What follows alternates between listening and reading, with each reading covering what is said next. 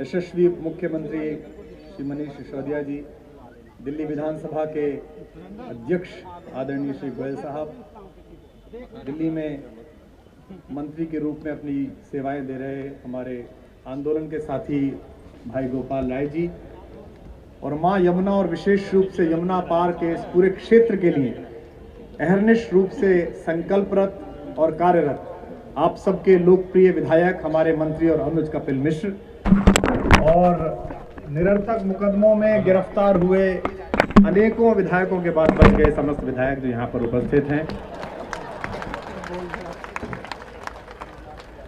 अब है क्या, इतने ज्यादा है कि प्रति माह एक भी गिरफ्तार करो तब भी बहुमत से ज्यादा तो बच ही जाते हैं यहाँ पर। ये मां यमुना का किनारा है।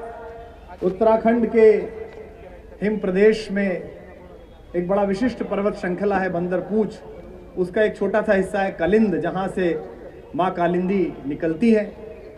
अगर गंगा ज्ञान की नदी है तो यमुना भक्ति की नदी है। और अभी जो यहाँ कार्यक्रम प्रस्तुत हुआ उसने एक बार फिर सिद्ध किया, मुझे लगता है कि अब सोनिया विहार के जितने भी लोग यहाँ हजारों हजार की संख्या में उपलब्ध हैं, वो इस यमुना की लहरों के माध्यम से पूरे भारत को बताएंगे कि इतिहास कभी दिवंगत नहीं होता। चाहे द्वापर हो या कलयुग हो, कालिया का मर्दन किसी न किसी कन्हैया द्वारा इसी यमुना के तट पर होता रहा है। अहंकार का मर्दन इसी नदी के तट पर हुआ है। कल गोवर्धन पूजा का दिन था। मैं सुबह सोच रहा था कि यह पर्व क्यों बना होगा। इंद्र को सारे राजाओं ने मिलकर राजा बनाया था। देवादिदेव इंद्र के कामों से कोई अपरिचित नहीं था कि वो कैसे हैं। उसके बाद भी सारे देवताओं ने मिलकर कहा कि इंद्र हमारे राजा होंगे। लेकिन इंद्र को यह अहंकार हो गया कि ये सारे बादल मेरी आज्ञा पर चलते हैं। मैं भी देखता हूं गांव में रहने वाले इस ग्वाले कृष्ण और इसके साथ घूमने वाले सारे मनसुखों में कितना कौतुक है। उन्होंने एक बार इतना ज्यादा पानी बरसाया कि पूरा ब्रजमंडल जलथल हो गया। ऐसे समय में उस नवयुवक सेना के सेनापति योगेश्वर कृष्ण ने इंद्र को चुनौती दी और कहा, तुम्हारा आसमान कितना ही ऊंचा हो और तुम देवताओं के कितने भी बड़े व्यक्ति हो, लेकिन हम भी ब्रजभूमि में रहने वाले आम आदमी हैं और मैं उनका सेनापति हूं। इसी राजधानी में, इसी ब्रजभूमि में, इसी दिल्ली में मैं तुम्हारा ऐसा पतन करूंगा कि तुम्हें 2-2.5 साल तक नींद नहीं आएगी कि मेरे साथ क्या हुआ था। इंद्रत्व के अहंकार में जो लोग हैं उन सबको समझना चाहिए कि इस यमुना के किनारे ने बड़े बड़े अधिपति देखे हैं। इसने 52 वर्ष राज्य करने वाले अकबर का समय देखा है, जब इसी यमुना में स्नान करते समय हमारे आस्तिक ब्राह्मण सुबह ही सुबह निकलकर झरोके पर दिल्ली के अधीश्वर का चेहरा देखते थे और कहते थे, दिल्लीश्वरो वा जगदीश्वरो वा। उसने 52 वर्ष राज्य किया, लेकिन इतना गुरूर जब जब इस दिल्ली को आया है, तब तब उस गुरूर को इस यमुना के किनारे ने शांत अपनी लहरों से मुस्कुराते हुए टूटते हुए देखा है और हर बार बताया। दिल्ली की पूरी सरकार सामने बैठी है।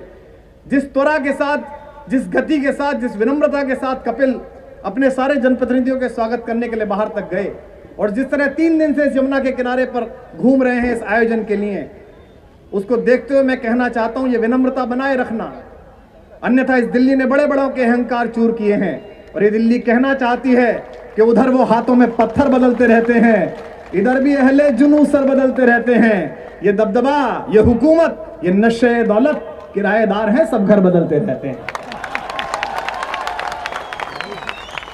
यमुना संघर्ष नहीं सिखाती, मां यमुना प्रेम सिखाती है। मां यमुना के किनारे बने हुए ब्रजकुंजों में प्रेम की बांसुरी बजाने वाले कन्हैया का रास रचाया जाता है। यहां मां राधा का नृत्य होता है। यहां एक दूसरे की पीड़ा को स्वीकार करने का यह संभाव है कि कृष्ण के पांव में पड़े छाले, राधिका धूप में चली होगी। ये प्रेम हो कि वो धूप में चले तो आपके पैर में छाले पड़ जाएं। लेकिन यही यमुना जब किसी कंस को यह अहंकार हो जाए कि वही सबसे बड़े राजा हैं, वही सबसे महत्वपूर्ण हैं, तो उस अहंकार को तोड़ना भी जानती है।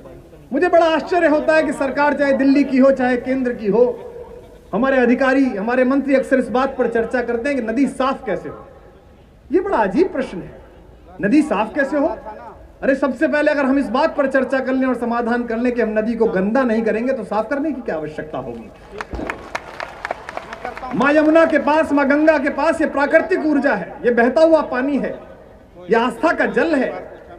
और ये देश वो है कि पैर में पत्थर मारने वाले एक पत्थर को भी हमारी मां जिस समय धो पोंछ के अपने मंदिर में स्थापित कर देती हैं, तो पैरों का पीड़ादायी व पत्थर पीड़ा हर हर शंकर बन जाता है, महादेव बन जाता है, शिव बन जाता है। नए पर्यावरणविद आए हैं, वो कहते हैं कि नदियों के किनारे हम अंतिम संस्कार बंद कर दें। आद्य शंकराचार्य जी की यमुना वंदना अभी यहां हो रही थी। इतनी कम आयु में उन्होंने दक्षिण से चलकर उत्तराखंड की उस पहाड़ी तक, मेरा सौभाग्य है कि केदारनाथ में मैं उस जगह पर अपना शीश झुकाकर आया जहां उन्होंने अपना अंतिम सांस लिया। उन्होंने इस पूरे भारत को बांधा, क्योंकि वो जानते थे कि एकता का सूत्र इस विभिन्न विचारधारा वाले देश में ऐसे ही हो सकता है कि कांची कामकोट पीठी में गंगोत्री का जल चढ़ाया जाए और बद्रीनाथ धाम पर केरल से आया हुआ नारियल स्थापित किया जाए। वो जानते थे कि यह सूत्र एक साथ इसी तरह बन सकता है। इसी तरह नदियों में मैत्री है, सद्भाव है। यमुना और गंगा साबरमती की दुश्मन नहीं है, लेकिन अगर साबरमती को यह अहंकार होने लगे तो यमुना को परास्त कर दे और बंद करके उसे इसका पानी रोक दिया जाएगा, तो फिर आपस के संघर्ष में अंततः प्रेम जीतेगा।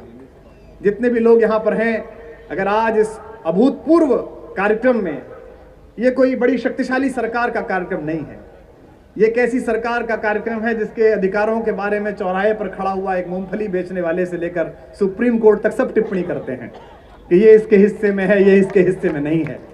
ये जो कार्यक्रम हुआ, ये सरकार नहीं करा सकती थी। ये संस्कृति मंत्रालय को मैं शुभकामना देता हूं कि उन्होंने इतना अद्वितीय मंच लगाया, लेकिन संस्कृति मंत्रालय भी ये मानेगा कि ये जो हजारों हजार की यहाँ पर जनता आई है, ये किसी सरकार के बल पर नहीं आई। ये यमुना के प्रति अपनी अटूट और अडिग आस्था के कारण आई, अपने स्नेह के कारण आई, अपने प्रेम के कारण आई। इसलिए यहां बैठे हुए लोग अगर ये संकल्प ले लें कि हम मां यमुना को अपवित्र नहीं करेंगे, तो मुझे लगता है कि आज की यमुना आरती का ये प्रसंग पूरा हो।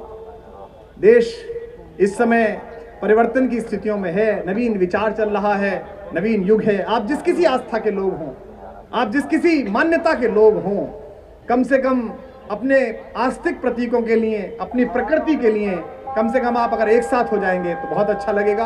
आप सबने ध्यानपूर्वक मुझे सुना और मां यमुना के आप किनारे पर इकट्ठे हुए, इस प्रार्थना के लिए बहुत बहुत आभार, बहुत बहुत धन्यवाद।